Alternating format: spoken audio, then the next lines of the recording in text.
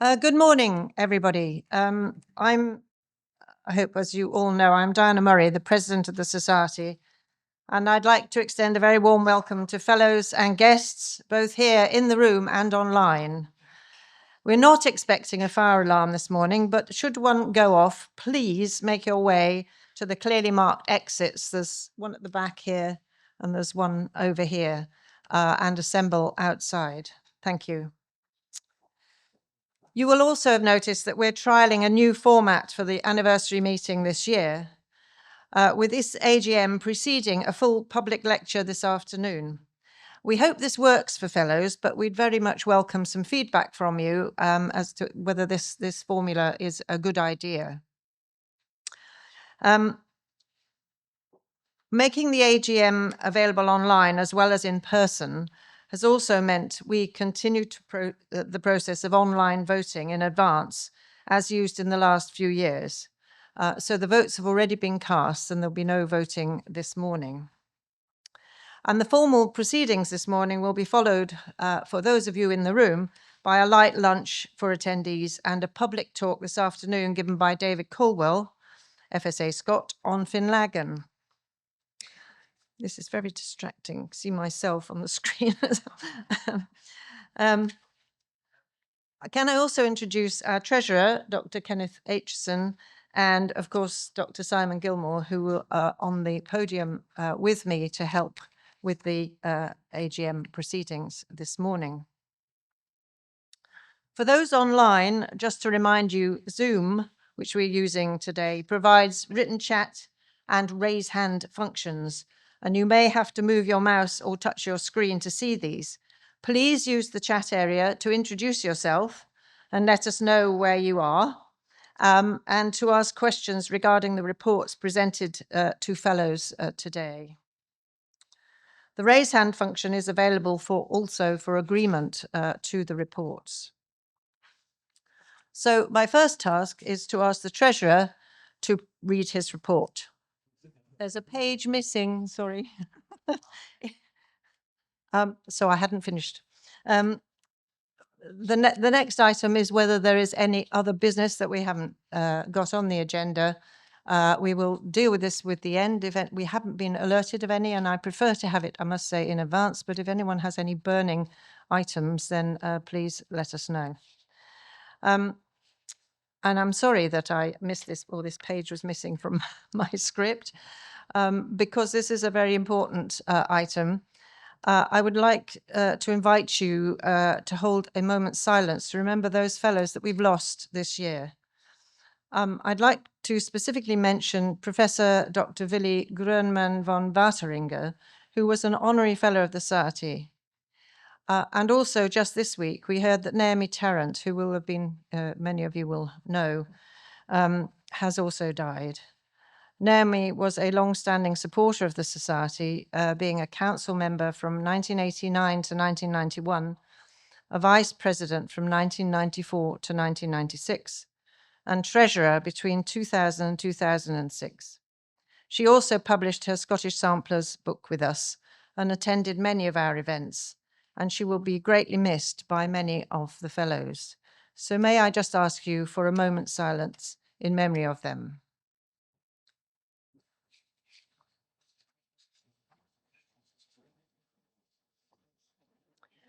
Thank you. And now, hopefully, this is now in the right order. Can I ask our director, Dr. Simon Gilmore, to read the minutes of the last Society lecture? Sorry. Good morning, everyone. Minutes of the meeting of the Society of Antiquaries of Scotland, held at 6 p.m. in the Augustine United Church, George IV Bridge, Edinburgh, on Thursday, the 2nd of October, 2025. Ian Baxter, Council Member of the Society, in the chair. The minutes of the previous lecture meeting were read and approved, and the following communications were read. A short talk on the findings of the race review in Edinburgh University by Dr. Simon Buck, independent researcher, and Reinterpreting the Past to Explain the Present and Reimagine the Future by Nelson Cummins, Glasgow Museums. This was followed by a question and answer session. Thank you very much.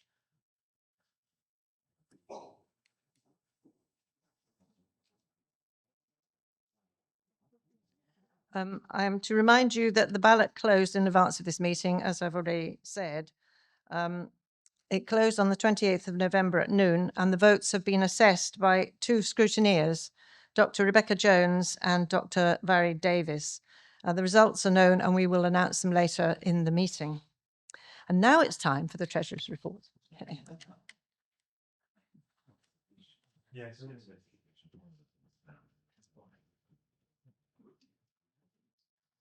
Thank you, Diana. Thank you, President. Right. Good morning, everyone.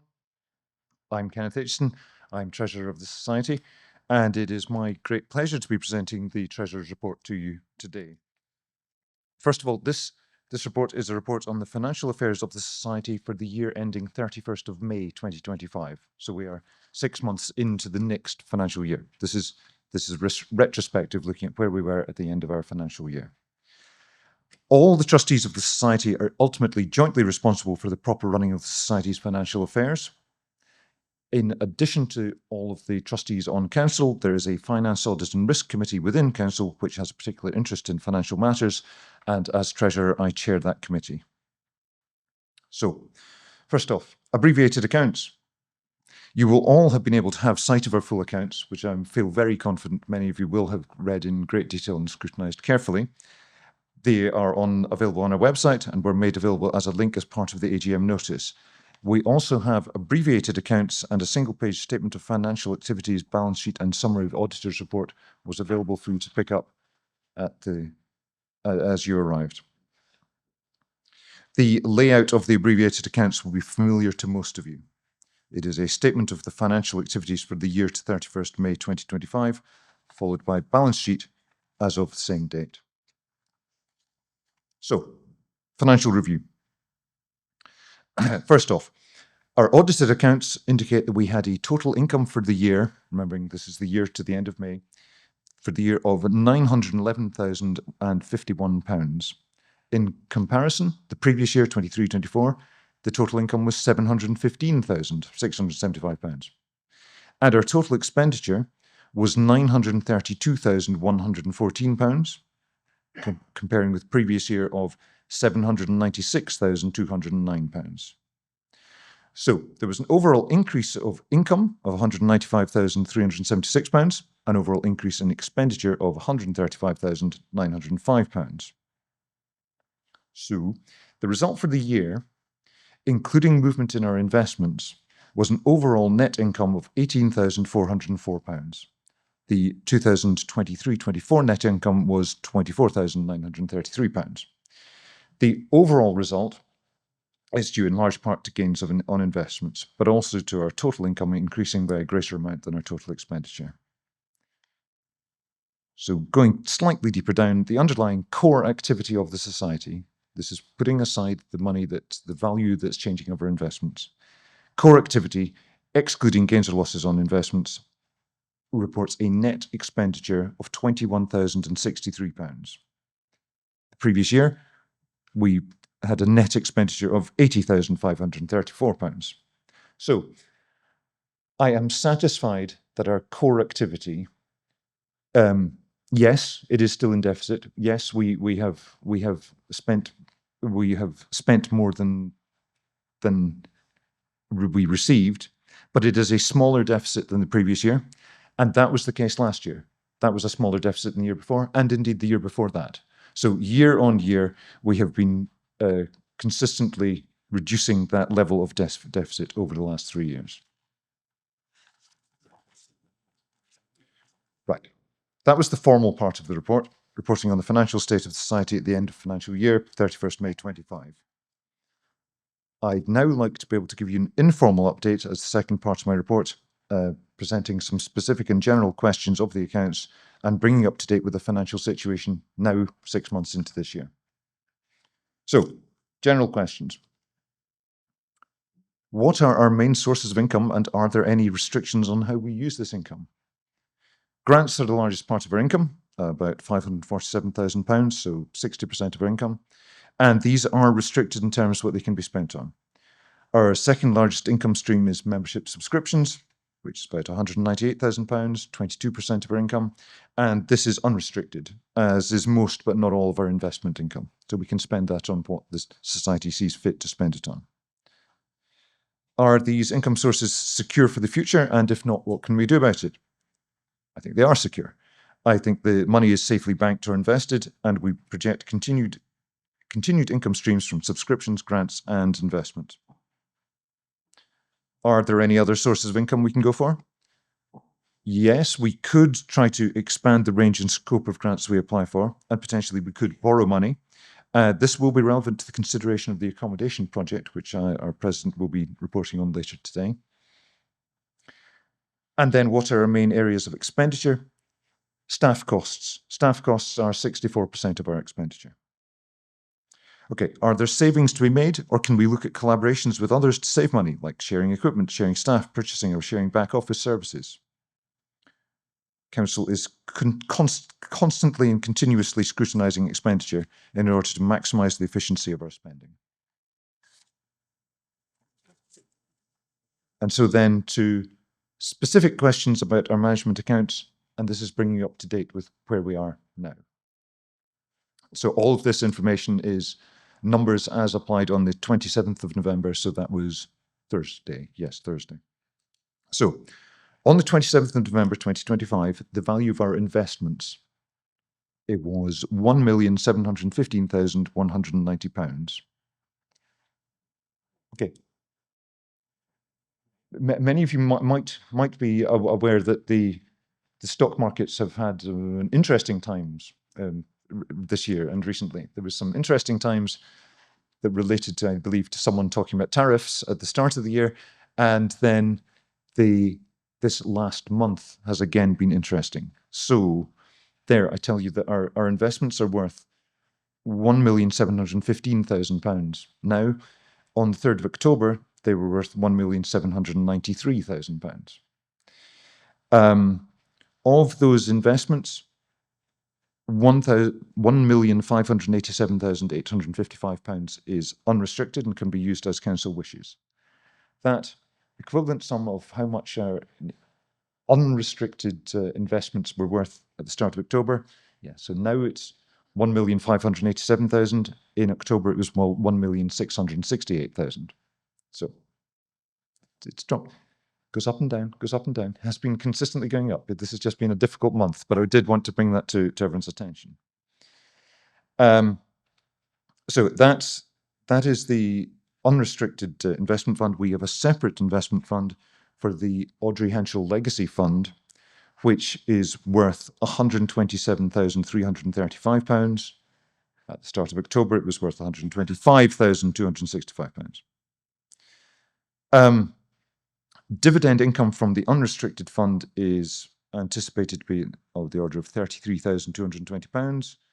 In October, we were predicting being £39,000. And the Audrey Henschel Fund, dividend income anticipated to be about £2,465. In October, that was £2,424. In addition to those investments, the Society holds cash in various bank accounts. These fluctuate with cash flow. On 27 November 2025, and last year I did talk about the difference between Bank of Scotland and the Royal Bank of Scotland and the relevance for the 45, but we'll not talk about that today. In Bank of Scotland current account, we had £26,967. In our designated account, £78,268. In the suspense account, where money is waiting for it is going to be allocated, £11,744. The direct debit account had £2,522, and the projects account had £17,079. In the Royal Bank of Scotland, our standing order account held £21,851. Our two other accounts, our 35-day account had £52 in it, our 95-day account had £52 in. Overall, we have what we consider to be a satisfactory and appropriate amount of money available to the society in those various bank accounts that we can access rapidly and appropriately when needed. Over the course of the year, we had some activity on the invested funds. we drew down £100,000 from the designated portfolio to cover agreed costs that the council had planned for in our budget. Okay, then thinking then about cash flow, when are the peaks and troughs of our income and expenditure, and can we pay our bills, including core costs such as salary bill or the rent, when we need to? Yes. Cash flow current balances are sufficient to cover the Society's needs. Any additional needs necessary drawdown from the investment portfolios will always be discussed initially with the Director shortly after our quarter two accounts are produced. In terms of debtors, our main area of debtors are, again, fellow subscriptions. The finance manager is working to get first reminder letters out in the next couple of weeks, a second reminder then to be sent at the end of January, and if need be, struck off letters sent in April. So that concludes my report. I would just like to offer some thanks. This is very much a team effort. I've reported today on work undertaken by others on behalf of the Society.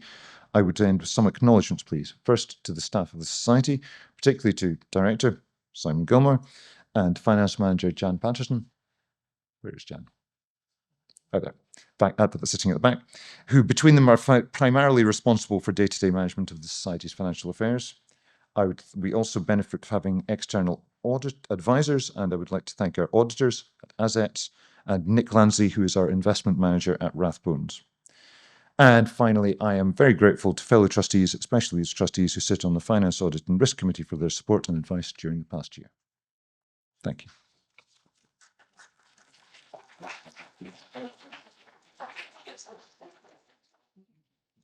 Thank you. Can I ask if anyone has any questions about the accounts? Thank you very much.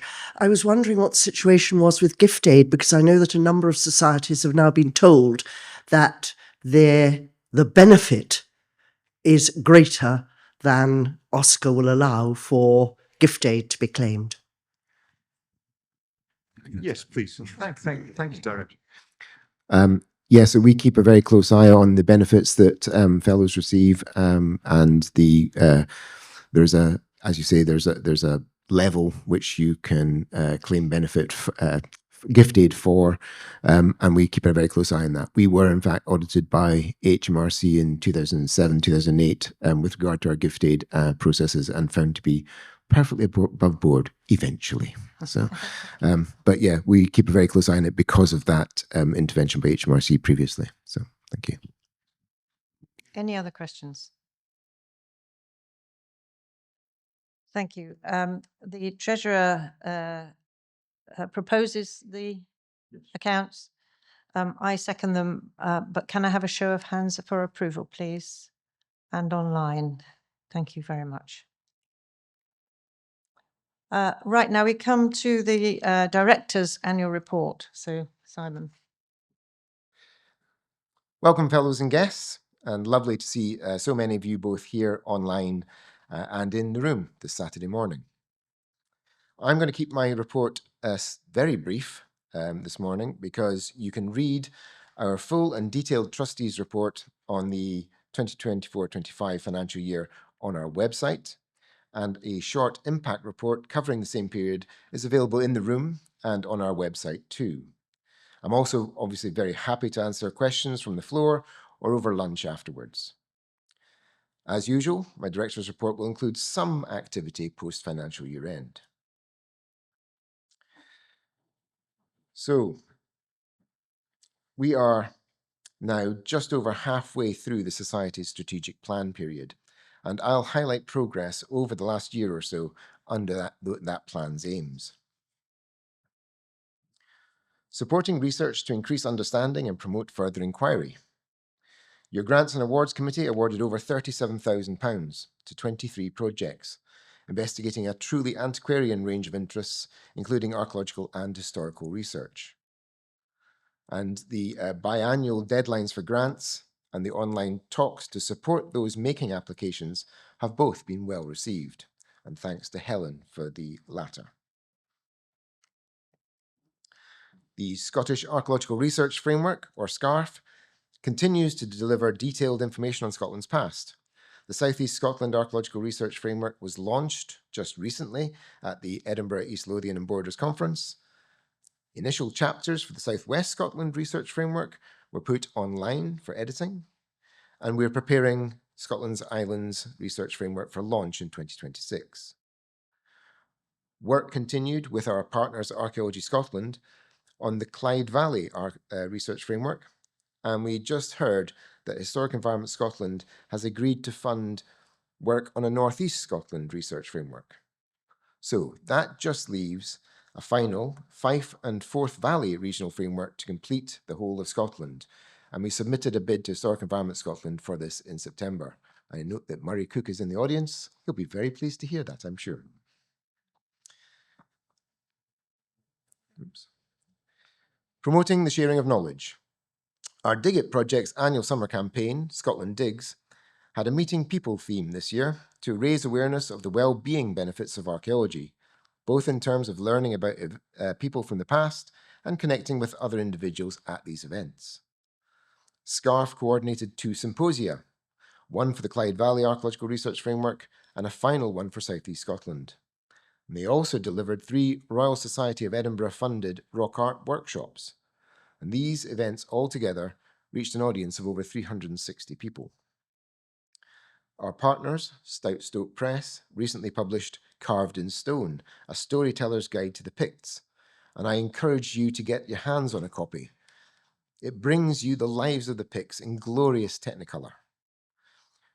Our December lecture will explore the project in more detail. We hosted 22 talks and tours, the Archaeological Research and Progress Day Conference with Archaeology Scotland, and the Rind Lectures by our fellow Dr. Simon Taylor on Scotland's place names. And these all reached over 2,000 attendees. These excellent Rind Lectures alone have been viewed over 6,100 times since they were published on our YouTube channel at the end of July. Our summer excursion in 2025 visited Kilmartin Museum in Glen. And unless anyone with a longer memory can tell me, and there are people in the audience who will have a longer memory than me, I think this might have been our first overnight excursion. I'm not sure if we've done an overnight excursion before. No? Nobody else is going to contradict that? No? Good, excellent. So our first overnight excursion. It was a fantastic success, supported by our fellows Sharon Webb and John Raven at the brand new museum, and I encourage everyone to visit soon and often. And we're already considering where to go next year now that our horizons have widened. We published 4 Scottish Archaeological Internet reports this year, made open access through funding from those who commissioned the work, usually in advance of development. They add fantastic detail to our understanding of Scotland's past and are a crucial free-to-access resource for everyone. We look forward to hearing about the historical and archaeological research conducted at Finlaggan by our fellow and past president, Dr. David Caldwell, this afternoon. And the book itself is available to purchase today with a discount. And for those online, there's a discount code for £5 off until tomorrow evening. We've also made the full PDF of the book available free of charge to view online, adding another open access book, book publication to our catalogue.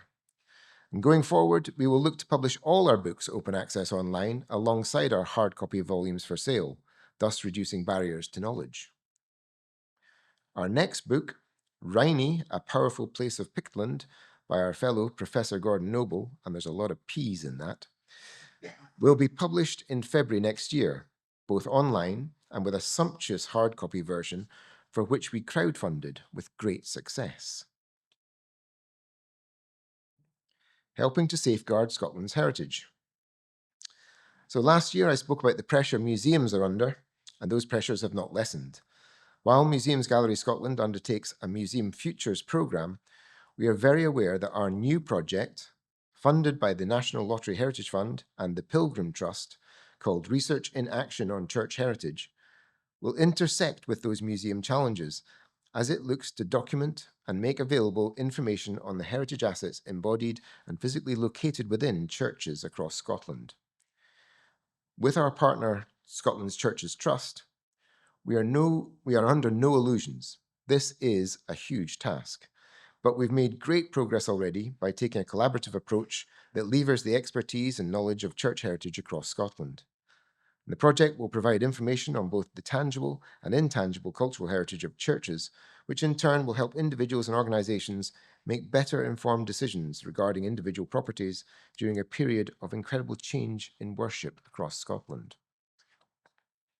I can also update fellows on our previous communications with Perth and Kinross Council, asking them to reverse cuts to their Historic Environment Service. We understand that Perth and Kinross Heritage Trust have successfully negotiated a settlement for 3 years funding, albeit with a reduction in service, which, given the current public sector funding climate, they believe is a reasonable outcome. Their director, David Strachan, stated, "I'm sure your action will have helped us achieve this." In other positive news, Scottish ministers took the side of the Society and our colleagues at National Trust for Scotland and eventually ruled against the development of a horse racing track on Bannockburn Battlefield. You'll also be pleased to hear that the Society now has a place on the newly constituted steering group for Treasure Trove in Scotland. Encouraging and improving access to heritage. Our YouTube channel saw over 71,000 views and attracted an additional 900 subscribers, bringing us to a total of over 8,700. Our video thumbnails were seen over 1.1 million times on YouTube. Volume 154 of the proceedings is published online today, with 6 articles free for the public to view out of a total of 16, covering the usual wide range of research into Scotland's past. With 111 free-to-view SARE articles and 17 free-to-view online books, we are disseminating the rich heritage of Scotland across the globe, wherever anyone has internet access. The Society is also helping to remove barriers to accessing Scotland's heritage through the Make Your Mark campaign, which is looking to increase both the number and diversity of volunteers in the heritage sector. Working in collaboration, we employ the coordinator for the project. Embracing the global aspects of Scotland's heritage. Work undertaken by Dr. Simon Buck into Robert Halliday Gunning, a fellow and benefactor to our Society, both as part of the Edinburgh University Race Review and supported by further Society-funded research, was presented to fellows in an online talk and will hopefully be published in PSAS.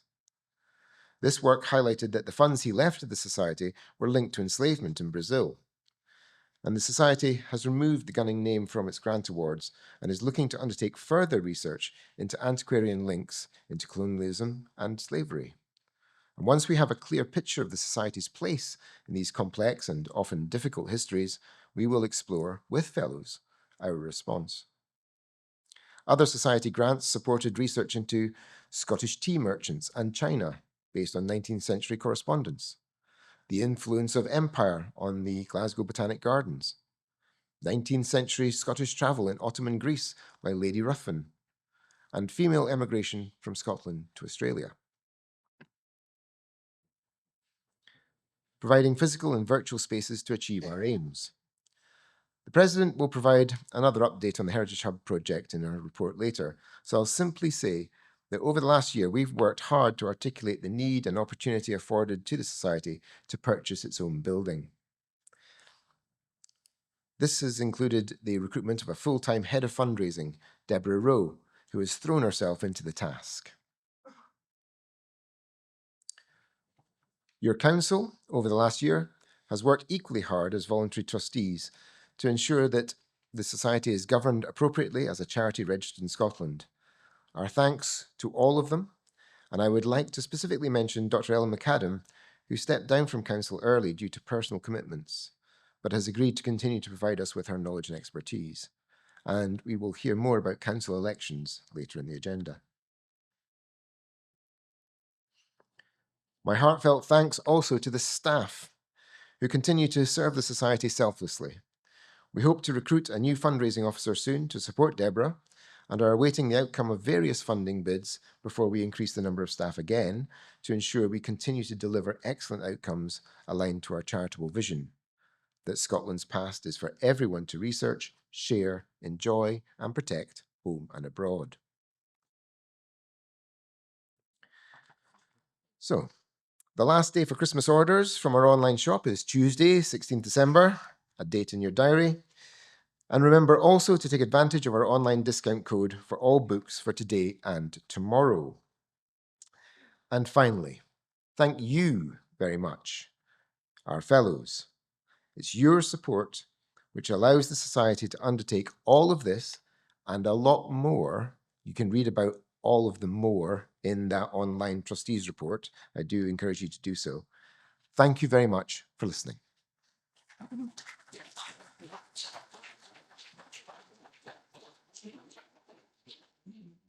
Thank you, Simon. Can I ask if there are any questions about the report you just heard? You stunned them to silence. The director proposes the report. Sorry, are there any online? No. The director proposes the report and I second it, but please can I have a show of hands for your support for the director's report? Thank you very much. And now I come to a very enjoyable part of the meeting.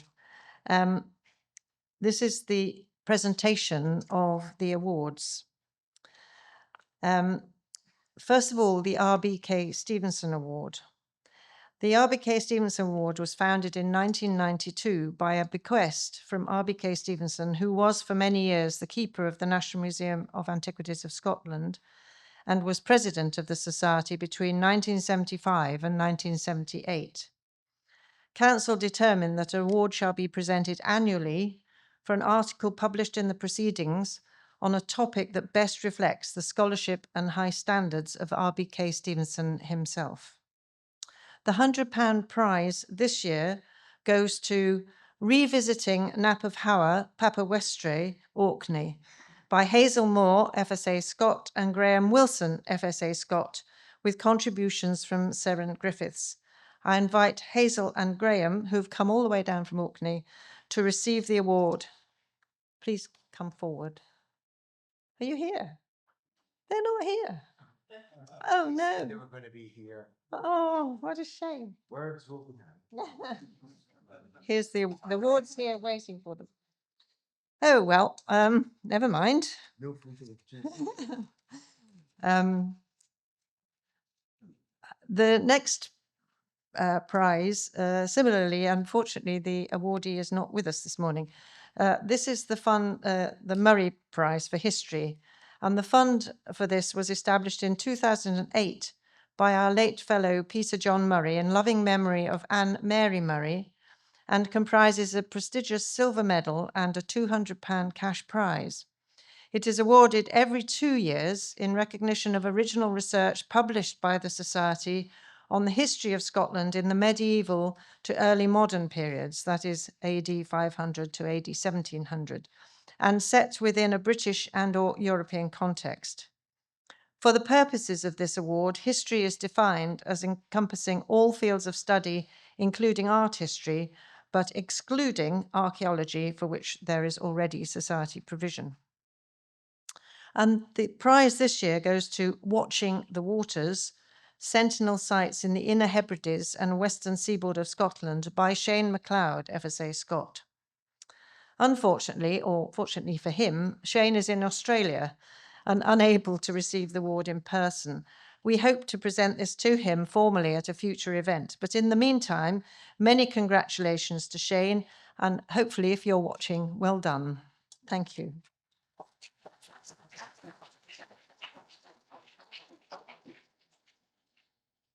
Now, the third award this morning, I do know that the recipient is here in the audience. This is a very special award. The Dorothy Marshall Medal commemorates Miss Dorothy Marshall, who in her own long lifetime contributed so much to Scottish archaeology, and especially in the area of her beloved island of Bute. And it marks the Society's gratitude for the bequest to the Society following her death in 1992. A prestigious silver medal is awarded every 3 years to an individual who, in a voluntary capacity, has made an outstanding contribution to Scottish archaeological or related work. This year, we celebrate the achievements of Christine Newell, whose long-term commitment to Scottish archaeology is seen in her sustained excavation volunteering from 2003 and her dedicated volunteer work on unglamorous back-office tasks in the archaeological collections and archives of the National Museum of Scotland, many of them stemming from the museum's connection with this society. Christine is from Ullapool and trained as a pharmacist, spending her long professional career around Inverness. Once her family had left home, she was able to develop her interest in archaeology, notably through the extramural course offered at Aberdeen University in the early 2000s. This led her to volunteer annually at the National Museum of Scotland's excavations at Burney and Clarkley Hill, as well as at the Nessa Brogga. She became a Fellow of the Society in 2013. On retirement in 2010, she moved to Edinburgh and has been a weekly volunteer in the National Museums of Scotland Department of Scottish History and Archaeology since then, where she has made sustained and invaluable contributions, notably in working on archives inherited from this society to make them useful and accessible. And she is their longest-serving volunteer. Christine has undertaken post-excavation work for Burney, Clarkley Hill and High Pasture Cave, from sorting and cataloguing photos to preparing lists from the field records. She soon moved to a wide range of digitization tasks, making historic images and of the Society of Antiquaries of Scotland archives available to researchers. She has digitized and catalogued thousands of historic photographs from the collections, soon to be uploaded to the National Museum of Scotland database. She's carried out detailed registration of collections that arrived in the museum with very little associated archive, making them publicly accessible through the NMS online catalogue as a result. She has transcribed the notebooks of Orcadian antiquary George Petrie, a critical but underutilised resource in the NMS Research Library, collated historic treasure trove claim and non-claim cases for the first time, which has informed the recent treasure trove review, and worked through multiple box files of historic antiquaries correspondence, cataloguing it for the first time and revealing the networks of connections. Week in, week out, she has worked away at these archives remotely over COVID and when family commitments made it hard for her to come in. She has an impressive attention to detail, unerring ability to pick up inconsistencies and errors, and a remarkable ability to read near illegible handwriting. Tasks like these are critical to enabling wider access to archives, notably those that relate to the shared history of the Society and the Museum. They are key to the better understanding of collections. They create the bedrock and linkages that make much other work possible. She is currently working her way through recataloguing many of the antiquaries excavations of Roman sites in the late 19th and early 20th century, when publications focused solely on a few glamorous items and museum catalogues followed suit. Her work in this area, as much as with so much else of what she's done, makes material available that would otherwise languish in the archive. Christine's contributions have not been glamorous or high profile, but they have made a substantial difference. And for this dedication over the last 15 years, sometimes during very challenging circumstances, to an oft overlooked task in the service of Scottish archaeology, she is a highly appropriate recipient of the Dorothy Marshall Medal. Now, having completely embarrassed you, Christine, would you like to come forward and receive this medal? It is very beautiful.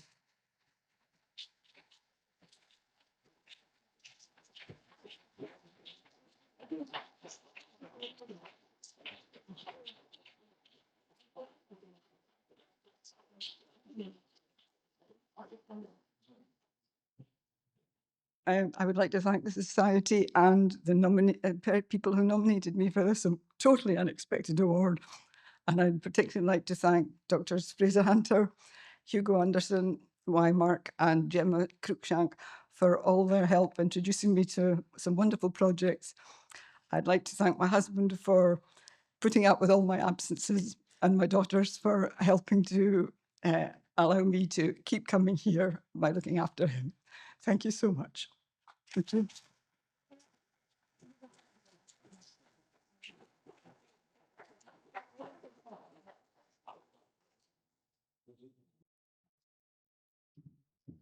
Thank you all very much. I'm sure you were interested to hear about this sort of work is incredibly important, and doesn't always get the recognition it deserves. So I'm really delighted that we can honour somebody in this way.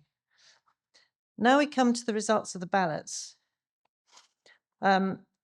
Just to remind you, the ballot results have been concluded and scrutinised by Dr. Rebecca Jones, FSA Scot, and Dr. Barry Davis, FSA Scot.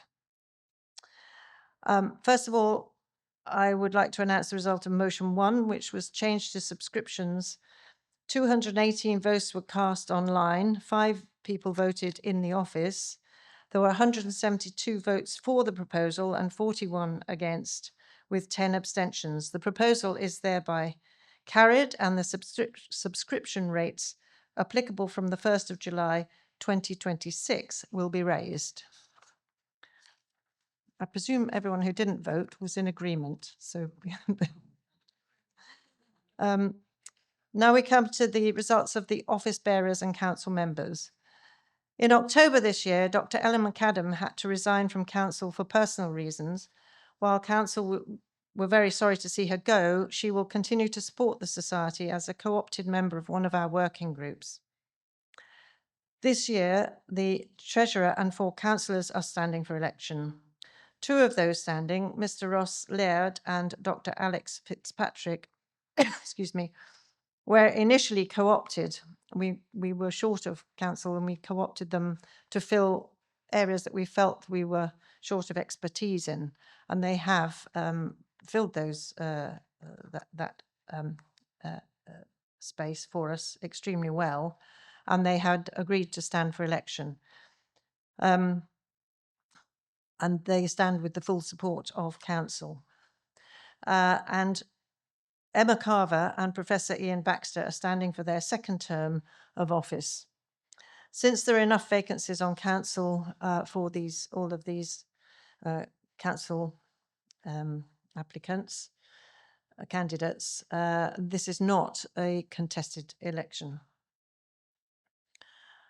Dr. Kenneth Aitchison received 204 votes for, 3 against and 5 abstentions. So Dr. Kenneth Aitchison will continue as treasurer for the society. And the councillor positions, Professor Ian Baxter received 201 votes for, 1 against and 12 abstentions. Emma Carver received 203 votes for, 2 against and 9 abstentions. Alex Fitzpatrick received 193 votes for, 5 against and 15 abstentions. Ross Laird received 196 votes for, 2 against and 15 abstentions. And if you didn't vote this year, I would encourage you to do so next year, because this is actually quite a low number of fellows voting for these councillors. And the council does represent the fellows, so it's really important that if you can, you take part. So all 4 have been duly elected as councillors and trustees of the society. Are any of them present today? I don't think I've seen any of them present today. Hopefully they're online. And then we come to the fellows.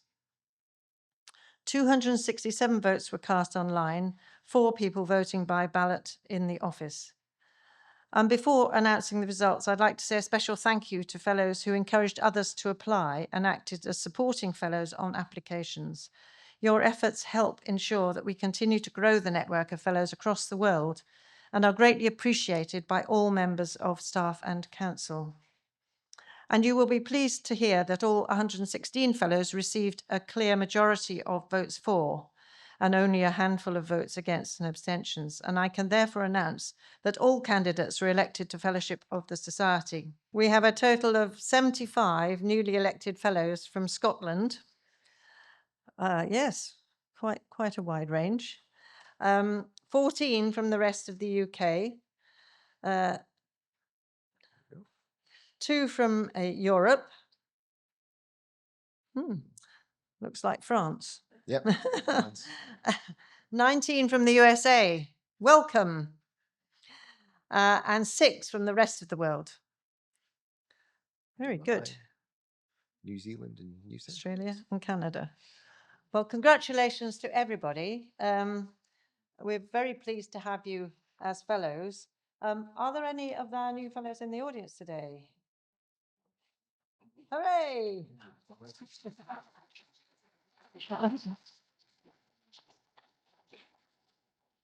Thank you very much for coming along today.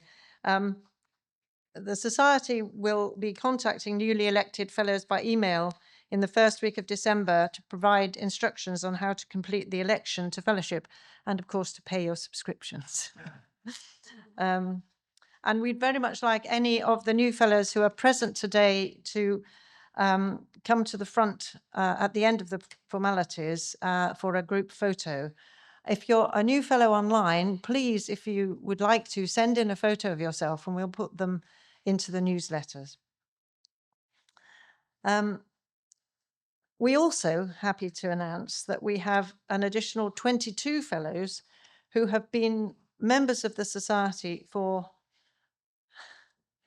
50 years, which is quite a long time. And we are very, very grateful for your long-standing support over the years. And these also come from all over the world. And please, can you show your appreciation for these fellows?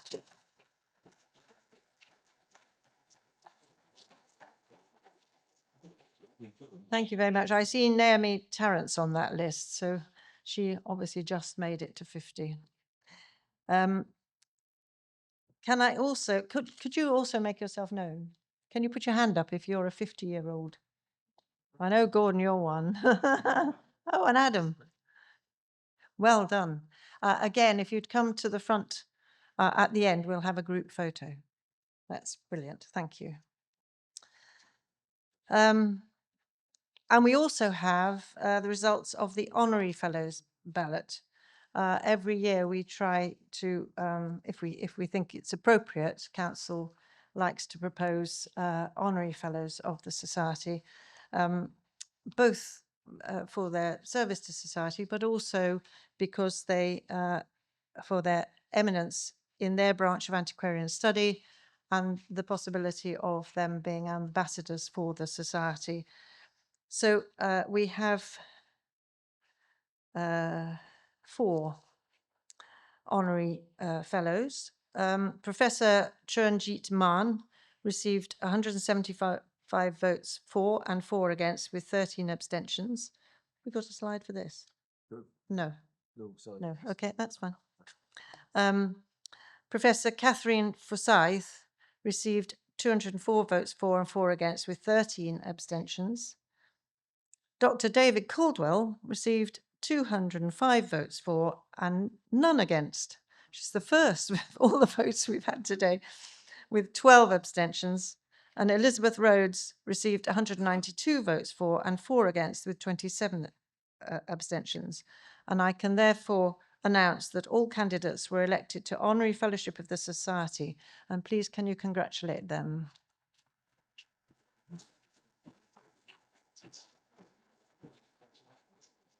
Once again, if you're here, can you make yourself known? Oh, great. And please come forward for a photo opportunity like the others at the end. Thank you.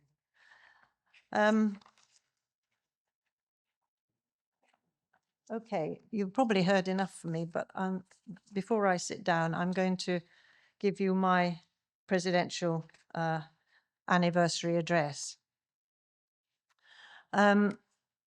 The anniversary meeting is a time to reflect on the achievements of the past year and look forward to the future. I told you last year that Council had been working to agree an overall vision and direction for the Society.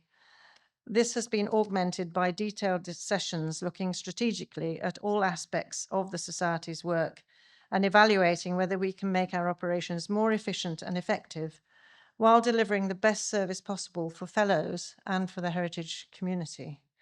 I do think it's really important that we remember that this is a fellowship, a society of fellows, and that what we are doing here is paid for very largely and in the service of our fellows. Amongst other things, we have worked with our subcommittees on grants and awards, This committee does a great job in assessing all the applications that we receive and judging which should be allocated funding, and has also been responsible for looking at and assessing the awards that we've given out today. More than that, we've been holding grant workshops to help applicants understand the key points that they need to get across and how to structure their applications, but both to us, but also in grant applications generally. So we hope this is a useful service. We've managed to maintain the amount in our budgets available for grants, but they're in spite of the Treasurer's strictures on the amount that we can spend. We think it's really important that we maintain the amount that we give out in grants. And there's no doubt that we could allocate much more if we could increase these funds, which we would hope to do in future once we get our income and expenditure balanced, and hopefully our plans for the future. And we also monitor and assist our grant recipients as they spend our funding, so we don't just hand it out and it's all away. And while the staff do a lot of that work, it's the Grants and Awards Committee that actually set the standards for what is done. We've also looked strategically at our approach to publication with our Publications Subcommittee.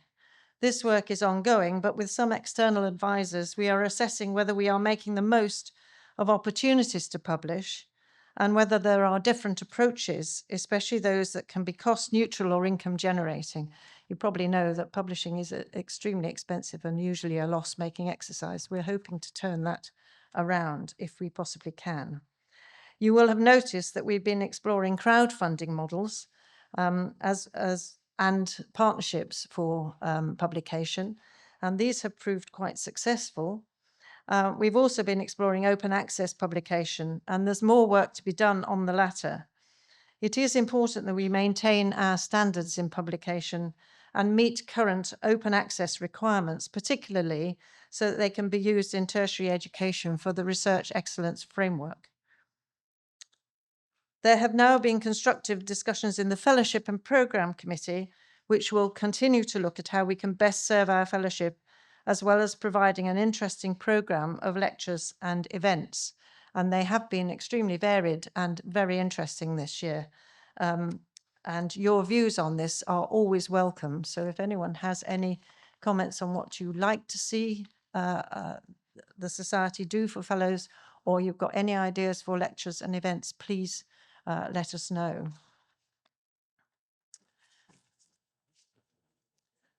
I would also like to pay tribute to the less glamorous committees, the Staffing Committee of Council, which has played an important role in the staffing structure, which was remodelled and implemented this year. And this has now settled down, I feel, along with the incorporation of a number of new staff following new responsibilities. And I should also like to thank the Finance, Audit and Risk Committee, led by our Treasurer, which has taken a very firm grasp on our finances and is ensuring that our sustainability plan is on track, as you heard earlier. Council is confident that we shall be in a position to balance our income and expenditure by the end of the strategic plan period next year, as planned. And my thanks go to all members of Council who give of their time to serve both on Council and on committees. And I should like to thank the staff who work so hard to make the Society successful. They have an amazing track record of seeking and gaining project funding and delivering high quality work. I shall not repeat the projects that they have been delivering, as that has been well covered in the Director's report. I should like to emphasise that Council's strategic work is creating a stable platform for the biggest project that the Society is undertaking, and one which has taken up the main focus of staff and Council this year, namely the Heritage Hub project. We also have a subcommittee of Council which is focused on this, and particularly at the moment on the very important elements of communication and fundraising. So now the bit you've been waiting for, the update on the Heritage Hub. For the past decade, the Society has been working towards a transformative vision to create a new home for the Society and a national heritage hub for Scotland. We have identified an ideal location for this vision to be realised, the B-listed building in Bristow Place, immediately adjacent to the National Museum of Scotland. It is a truly exceptional and fitting location, steeped in its own remarkable history, and reflecting our close relationship with the museum throughout the centuries. Our vision for the Heritage Hub is that it will be a home for the Society and a gateway to Scotland's past, a visible, welcoming national centre for research, learning and engagement. We envisage that it will provide a home for fellows, inspiring spaces for fellows to meet, research, collaborate and share knowledge through talks and to access and providing access to the archives. A hub for learning and debate, encouraging open discussion, diverse perspectives and critical thinking about Scotland's past and its relevance today. A base for national projects. Our nationally important heritage projects will have the anchor building they need to deliver additional benefits, including providing advocacy to safeguard Scotland's heritage through the Society's independent voice. A connector for the sector, building partnerships and collaboration with heritage organisations, academic institutions, and cultural bodies to strengthen sector impact and reach. A catalyst for the sector, an affordable space in prime position where heritage professionals, community heritage groups, volunteers and researchers can host exhibitions and share experiences. A centre for innovation, enhancing our digital presence and capabilities to reach a wider audience. A portal for public discovery, signposting visitors to Scotland's heritage sites and introducing their stories, supporting visitors in tracing their roots and understanding Scotland's heraldic traditions. A place to support the future, fostering the education and professional growth of emerging heritage specialists. Now that's a long list, but it's one that's been debated several times in development by council, and we feel that all of these things are possible and will appeal to different audiences given a base from which to do them. Thanks to the generosity of the current owner, we've been given an exceptional opportunity to purchase this landmark property by January 2027 at a fixed price of 2.1 million. Our first step, as we had previously told you, was to apply to the National Lottery Heritage Fund for costs to redevelop the building and help move our vision forward. Our intention had always been to fundraise ourselves to buy the building and had hoped that this parallel approach would be feasible. Unfortunately, we heard in late September that our initial application was not successful. However, the feedback we received was extremely positive. The fund expressed strong interest in the project and recognised the Heritage Hub's potential to transform the Society's future and strengthen Scotland's cultural infrastructure. They encouraged us to reapply for funding once the building has been purchased. A clear signal that acquiring the property is the essential first step in unlocking wider support from the lottery and other grant-giving sources. So council had a decision to make, and at our council meeting in October, there was unanimous agreement that the combination of cost, location, and sustainability represents a unique time-limited opportunity that must be seized, and council agreed to press ahead with urgency. I'm therefore delighted to share that the Society of Antiquaries of Scotland now stands at a defining moment in its long and distinguished history. We are now embarking on a major fundraising campaign that will secure a permanent home for the Society and shape its future for generations to come. Our immediate goal is clear: to purchase the Bristow Place building by January 2027. The Society will commit up to 630,000 towards this once-in-a-lifetime opportunity from its reserves. As you heard, we have got ample reserves at the moment, and we have agreed that this amount could be allocated to this project. On Burns Night, 25th of January 2026, we will launch a 12-month capital campaign to raise 1.5 million from major donors, philanthropists, and corporate partners. This will be a pivotal moment, and we warmly encourage you to keep the evening free for our online launch. Further details will follow in a letter to fellows in early January, but I think it will be a fun night, even if you don't intend to give us a penny. Once the building is secured, we will enter the second phase of our vision, a development campaign beginning in 2027 to restore and transform the Bristow Place building. This stage will unlock support from bodies like the National Lottery Heritage Fund, trusts and foundations, and recognising the project's societal impact and national value. And we've already explored those funders, and there is generally quite enthusiastic support for what we're doing, but it's quite clear that we need to have the building already in place before we can get funding. So today, I would like to invite all fellows who feel inspired by this vision to stand with us. This will be a home for all of us, and your support is critical to achieving its success.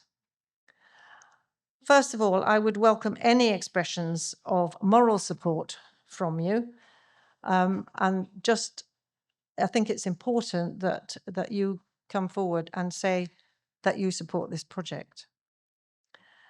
We will, of course, follow that up by asking for pledges and donations, large and small, throughout this annual campaign.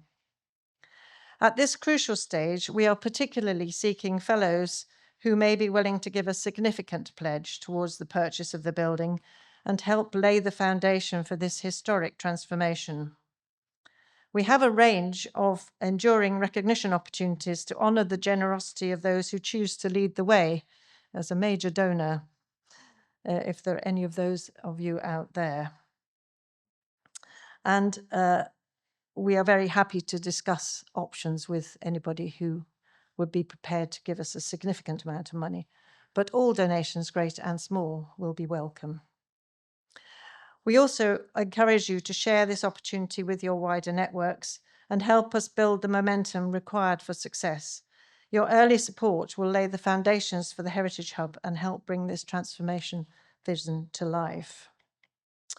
If you're able to make such a commitment, or you know someone who may be interested, you can contact me directly or speak to our head of fundraising, Deborah Rowe, who's at the back of the hall today. And I look forward to hearing from you. This is going to be a very exciting year ahead, and we will obviously be keeping fellows informed as we go forward. I'm very happy to take any questions if anybody has any, online or in the hall. Stunned you all into silence. Any questions online? No. Okay. Good. Right. As there are no questions and I have had no intimation of any other business, that is the end of the formal proceedings. Can I just say that books are available for sale during lunchtime? They're over here in the alcove here. And they are at a discount today. And if you're online, there's a discount which extends till Sunday night, which is the figure £5 off is the code you need, but I'm sure you'll be sending that out on the link. Our next lecture is this afternoon at 1:30 when Dr. David Caldwell will present on Finlaggan. Meanwhile, there's a light lunch at the back of the hall for anybody who wishes to stay for that. The next lecture after that is on Thursday, the 11th of December, a talk from Brian Tyrrell and Heather Christie on Carved in Stone, Bringing the Picts to Life. And books, both those books are available from the bookstall today. Thank you all fellows for attending the AGM, both in person and online. The Zoom call will pause over lunch and resume at 1:30. and there is a light lunch being brought in as we speak at the back of the hall. So please enjoy that. If you have any questions, I shall be around, and Simon and Kenneth will be around. So please ask us over lunch. Thank you very much.